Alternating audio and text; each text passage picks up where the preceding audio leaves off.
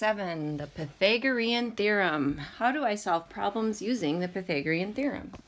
So I think we've looked at the Pythagorean theorem a little bit throughout the year. This section is all dedicated to the Pythagorean theorem and how we can use it. So this is the Pythagorean theorem. It's used for right triangles only. We have A and B, which we call the legs of the triangle. And then C is the hypotenuse. So you say hypotenuse. The hypotenuse is always opposite the 90-degree angle, and it's always the longest side of the triangle. In any right triangle, it is true that the sum of the two sides squared, so a squared plus b squared, is always equal to c squared. If I were to draw a square here, and since the length of this is b, then the height would also be b. And the area of this would be b times b. And we drew a square over here, and since the height is a, then the base of this square would also be a. This would be a times a.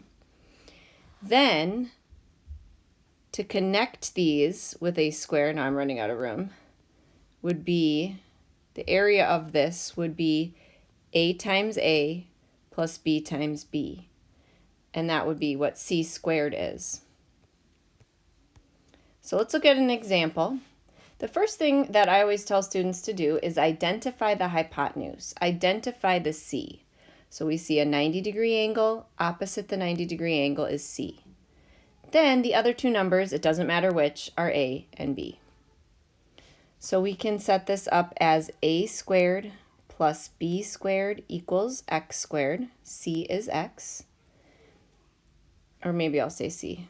C squared. A can be 2 squared. B can be 6 squared, and C can be x squared. 2 squared means 2 times 2. 6 squared means 6 times 6. 4 plus 36 is 40. So x squared is 40. Now to get x alone, to get rid of a square, we square root both sides. When we square root the right side of the equation, we're just left with x. And then we're left with the square root of 40. For here, I'm going to grab my calculator.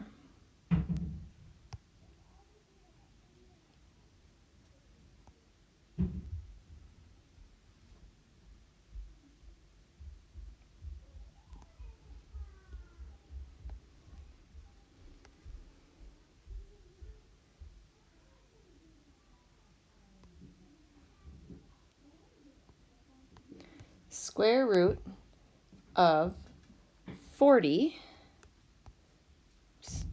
is 6.32.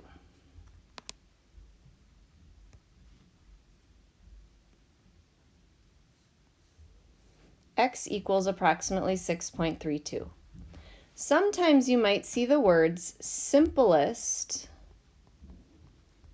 radical form. And what that means is you're not going to use your calculator to find a decimal, but rather you're going to take the square root of 40 and break it up into its perfect square factors. For example, I know a perfect square. Perfect square is a number that you can take the square root of and it will be a whole number. 40 is the same as 4 times 10. So I could write this as the square root of 4 times the square root of 10. The square root of 4 is 2, and the square root of 10. And if I go back to my calculator, you can see that 2 square root 10 is the same as the square root of 40. It's just another form to write your answer in.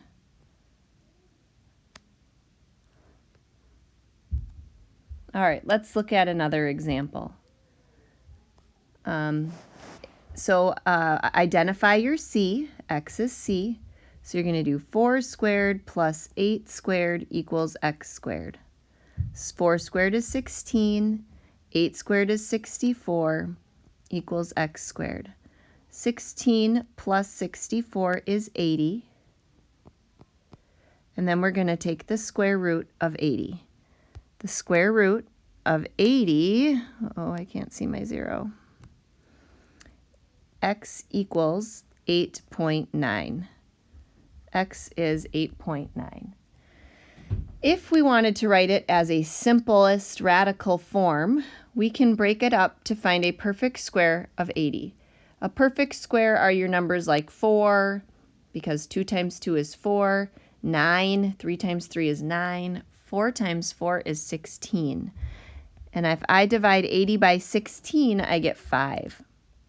So I could write this as the square root of 16 times the square root of 5.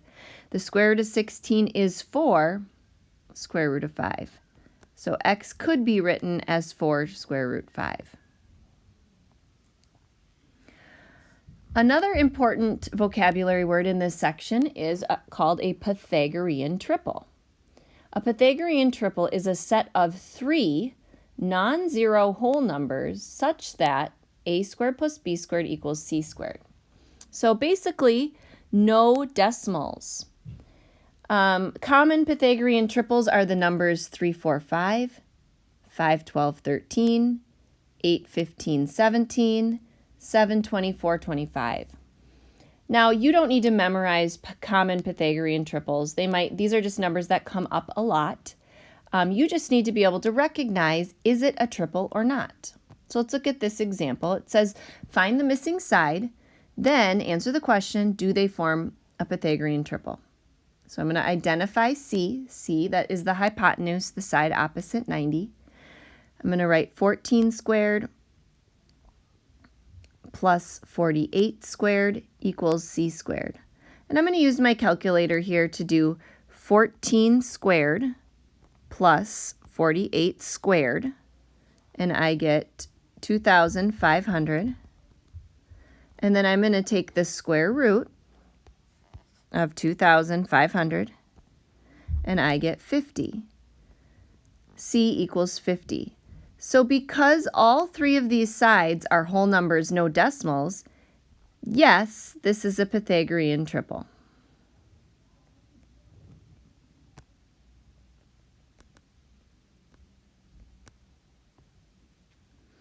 All right, let's try another example. Do these sides form a Pythagorean triple? And this one's a little different because the missing side is a leg and not a hypotenuse. I'm going to first identify the hypotenuse, and I see that C is 26. It's a number, leaving A and B to be the sides. And it doesn't matter which one's A and which one's B. So I'm going to set up my equation as 24 squared plus B squared equals 26 squared, because this time we're given the hypotenuse. I'm going to use my calculator to square 24, and I get 576 plus b squared. I'm going to square 26. I get 676. And now I want to get b alone.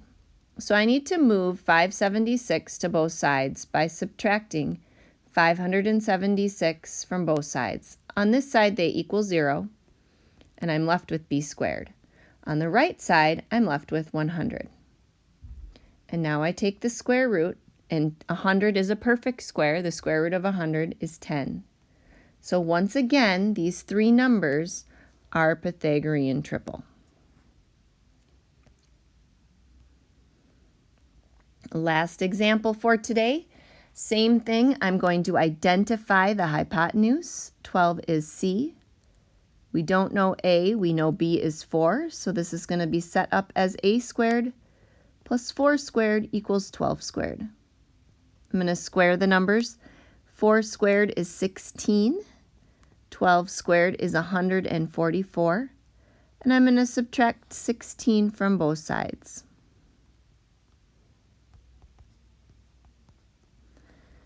A squared equals 128. Now when I take the square root of 128, I get 11.3. That's a decimal. This is not a Pythagorean triple. All right, You can start your homework. There will be some problems on the worksheet that you can't do yet, and we'll save those for next week. Thanks for watching.